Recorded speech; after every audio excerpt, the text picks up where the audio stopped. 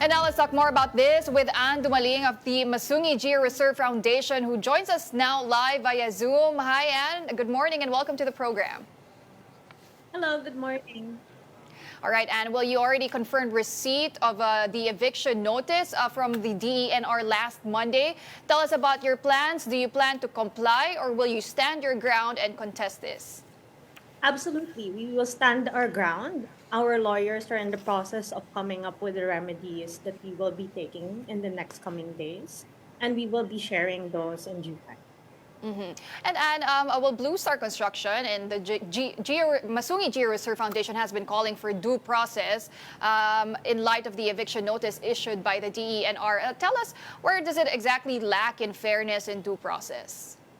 Where it lacks is number one, if you look at Blue Star's agreement with the DNR, it provides for mechanisms for dialogue. There's an oversight committee chaired by no less than DNR, and they have not convened us for these particular issues.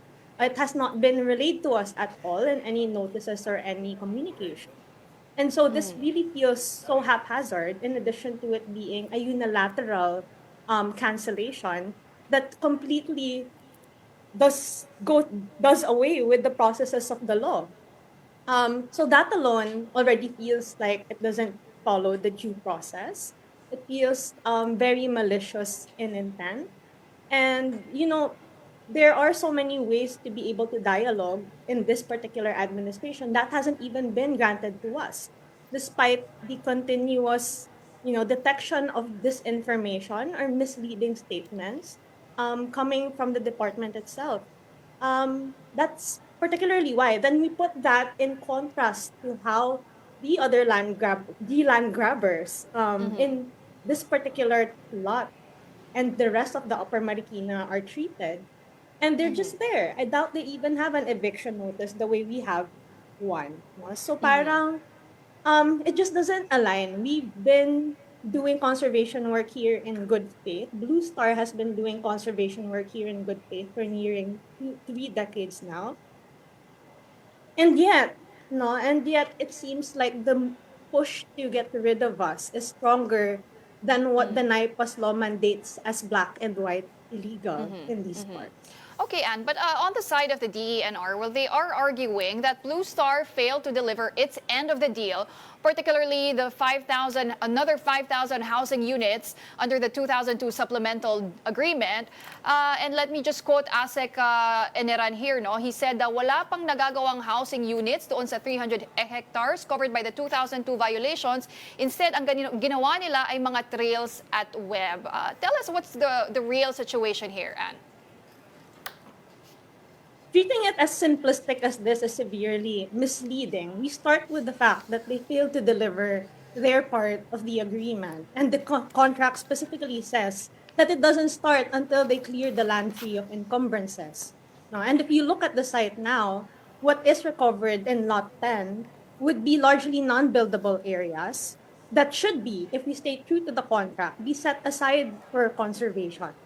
No? In fact, the flatter areas are still in the hands of a lot of land speculators who we time and time again remind DNR to take action to and take action on because how these groups compromise conservation and compromise a government project and government property.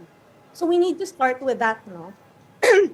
That is the reason why there's no activity in these parts. And I also feel like kulang ng konteksto when we talk about bakit nawala um The yung housing. massive development of thousands of houses, no. Before that though, I'd like to highlight that utilities, roads, conservation, etc. has been delivered in these parts. Management has been continuously delivered in these parts. So to see it in the very narrow perspective of simply houses built is largely incomplete, no? And yung 5,000 houses, I'm sorry if I'm going on continuously. Go ahead, go We ahead. have to also remember um, that, the agreement for the 300 hectares, it was crafted and created immediately after the delivery of land development in the core and initial area. No? And that was completed. It was visited by leadership. The quality was good. We all had high hopes for the projects. That's why it was extended in the middle of a project delivery. It wasn't like walang na-deliver, meron in that core area, in fact, and then biglang in-extend. That wasn't so. Added to the fact that during that time, it was a national issue to be dealing with land speculators and land syndicates. And it was established in these parts that land speculation was prolific, even to the extent of the NR officials getting penalized and getting booted out of their position for not following through na hindi dapat nagbibigay ng tenurial instrument in these zones. No? So we need to consider all of that. Last, added to the fact that even if they do not talk about it, in 2011 to 2014, we also have been in talks with the DNR for developments that are less intrusive. So to say that they do not have an idea that we will be pursuing conservation more strongly is misplaced. It's wrong. Yeah. Yeah, but and going back to the initial intent of this agreement, was the conservation efforts, has that always been part of the initial agreement? Was that always a component here, or was it more so for the housing development? Both of it are part Okay. of the agreement. The terms of reference of the initial agreement was actually put together by none other than Dean Tony Lavinia, who is also a renowned conservationist. The conservation development model is a renowned conservation financing mechanism that the project was supposed to pioneer. And the idea was to have more of the land conserved, 70% of and above conserved, with a 30% or less development component. No? And this really comes from, well, a twofold problem in the Philippines. One is the lack of financing for conservation in the Philippines. It's at 80%. And the other would be, again, the fact that we do need other area-based conservation mechanisms in areas where governance and the management of these sites have proven to be ineffective, which is what we're seeing in the Upper Marikina, no? With an 11 to 20% forest cover for, for 20 million Filipinos downstream in the capitals. It's ridiculous. Something needs to be done about that. So, Anne, are you seeing this eviction notice as linked to possible other business interests that are trying to take over the land? I cannot deny that that would be a clear yes for me. This is all happening in the context of so many other interests entering the picture.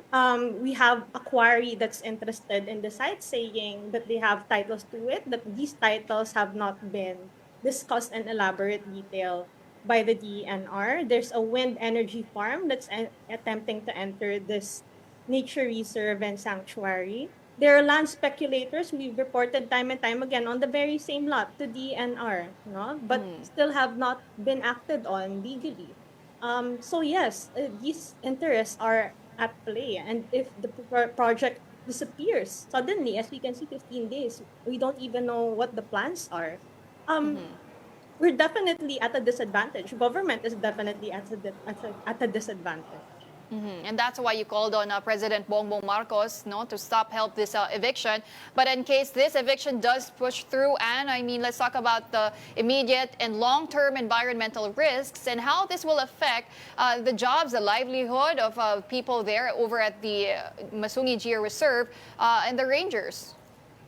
Yes, absolutely. No? So if we do have to vacate this area without a plan, this really puts in danger, nilalagay sa kapahamakan yung dekadang forest conservation work and wildlife protection and sustainable tourism that's already been started in these parts. It compromises the livelihood of up to 100 dedicated rangers and their families that have spent decades and years getting to know this land and protecting it.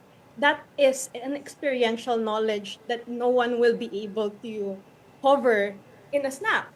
The eviction order also really weakens the very safeguards that have protected these landscapes for a long time. And we do need to learn from that, because if you look on the ground, which is precisely what we have been asking from DNR, it's also very, very clear that the rest of the landscape is in is gone. The rest of these parts are gone, especially the ones by the highway, no? And all of these ultimately undermine a critical watershed that supports Metro Manila and over 20 million Filipinos downstream. It impacts Filipinos during the rainy season, pagdating ng mga pagbaha, yung water supply problems natin that happen and seem to plague us for the last decade. We need to get to the root cause also of these problems when it comes to deforestation and take action. All right. Well, Anna, what are the next steps for you if this issue isn't resolved soon? I mean, isn't it possible as well for the foundation and the government to work together to continue all these conservation efforts? Ay nako, you know, we've never been against that. In fact, that's why we constantly write to DNR because we really cannot do this work alone. We need their cooperation. We need them to convene all of these oversights, no? They keep on giving this refrain that what we want is a monopoly. The agreement doesn't even provide for a monopoly, and neither do we want it, which is why we partner with so many people, even government agencies, and even even honestly not giving up on them, even if to be honest, for the last 2.5 years. It's ridiculous how they've been ignoring us, no? So, yes, we want to work with DNR. Absolutely. We've been their faithful partner. My dad has been their faithful partner since the 1990s. Even in those years where they couldn't give attention to conservation in these parts, he silently and patiently waited. No? We are not against DNR. We are against exploitation of these lands, which we know already through science and various laws, various Philippine laws should be protected, should be the ultimate zones for protection. And finally, Anne, what is your message to the public regarding this issue, and how can they help in protecting Masungi? Please stay vigilant.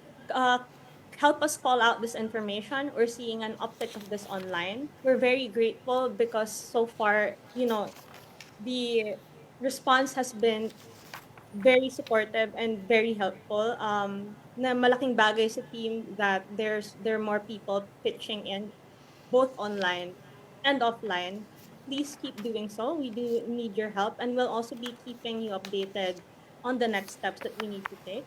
I'd like to highlight that for those who do have an access to the president, or even if you don't, that we please help us call out to our president, Bongbong Marcos, the leadership of this administration, to put an end to this. How do I put it? This hindi ko maintindihan na circle of disinformation culminating into something that compromises all of us, no? It's not good for Filipinos. An at-risk climate. It's not good for the climate financing needs that our country has been clamoring for in the international space. Um, it just doesn't add up, no? We're not just talking about a conservation issue. We're talking about one that impacts the lives of Filipinos, and one that even the World Bank has very elaborate studies on in an economic perspective. So, kailangan natin si Presidente, let's call out to him. All right, well, we will be monitoring the developments there. But for now, thank you so much for joining us here on Morning Matters, and Dumaliang of the Masungi Georeserve Foundation.